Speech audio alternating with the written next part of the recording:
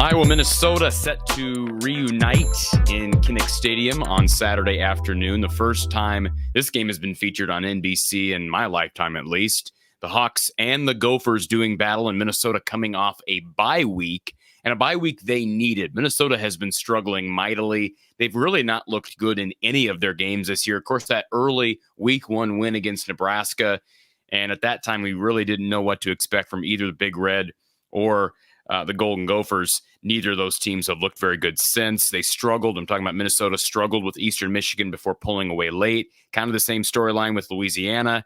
They blow a lead against Northwestern, get up 21 points in the fourth quarter to blow that lead. That game ends up going to overtime. Northwestern wins on a field goal in OT.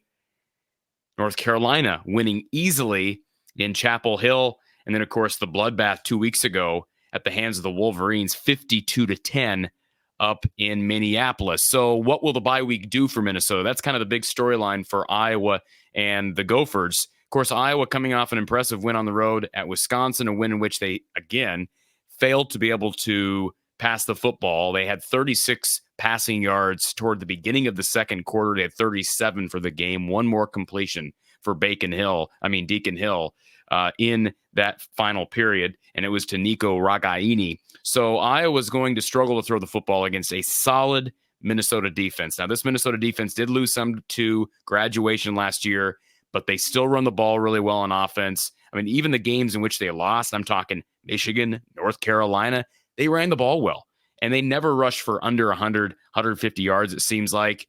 So it really comes down for me. Keys for this game on Saturday come down to two major keys. And keep in mind, Iowa's won this game 8 straight times. So PJ, eventually, you'd have to think he's going to get Kirk Ferentz.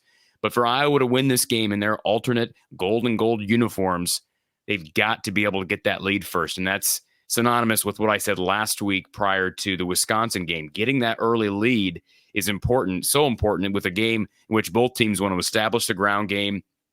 And last 2 weeks ago, Michigan wasn't able to control the game on the ground because they did fall behind. If you can get ahead of Minnesota and force them to pass the football, I don't think Iowa can really do that as much as anyone really other than Iowa, because everybody's offense in this conference is better than Iowa's. But if you can at least build somewhat of a lead where they cannot control the game with their rushing attack, that's good. Of course, Iowa gave up 300 rushing yards a year ago to Mo Ibrahim and the Gophers. 2 years ago, they also gave up a ton of yards. They've actually lost in a lot of the key analytics parameters over the last 2 matchups, and yet they have won. Cannot count on that continuing. So get the early lead, and I know this is going to sound like a boring prediction or a boring key to victory.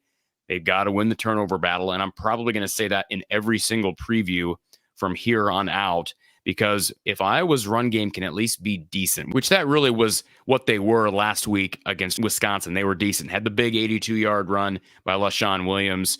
But overall, they weren't great. They were decent. That's all they need to be with a special teams unit that features one of the best punters and kickers in the country. You have a special teams guy returning punts in Cooper DeJean, who's also playing defense. You have Jay Higgins and that defensive line that's strong and going to be able to control things. So as long as they can get the lead and win turnover battles with this schedule moving forward, they don't play anybody with a ton of skill position talent that's going to be able to beat them over the top. So although I think Minnesota could run the ball on Iowa, I would guess that that's going to be shored up in large part due to the fact that they've struggled against this team the last 2 years. I believe in Phil Parker, Kelvin Bell, Seth Wallace, those guys, what they'll scheme up for this game defensively. I think it's going to be a low score. I saw the over-under was like 30.5. I'll give you my score prediction in the morning. I'm recording this late Friday. I'll give you my score prediction for this game and the rest of the big games across the conference Saturday morning. So stick it right here from the Hawkeye of the Storm. Of course, a big way to support the show, folks, if you're new here or if you've been here for a long time, don't forget to support our sponsors. They're all in our descriptions. Every video description has a list of our sponsors with their links, with their contact information. Be sure to check that out. You can also donate to the channel, PayPal, Cash App, Venmo. If you get tired of me saying that, it's because we need more support. All right, it's a busy, busy time of year. There's a lot that goes into this. We need the support of all of you. We appreciate you watching. Appreciate you supporting the post-game show. I'll be back with Coach John Patterson Saturday evening following Iowa, Minnesota for Iowa post-game with Coach John Patterson right here from the Hawkeye of the Storm. We'll talk to you then.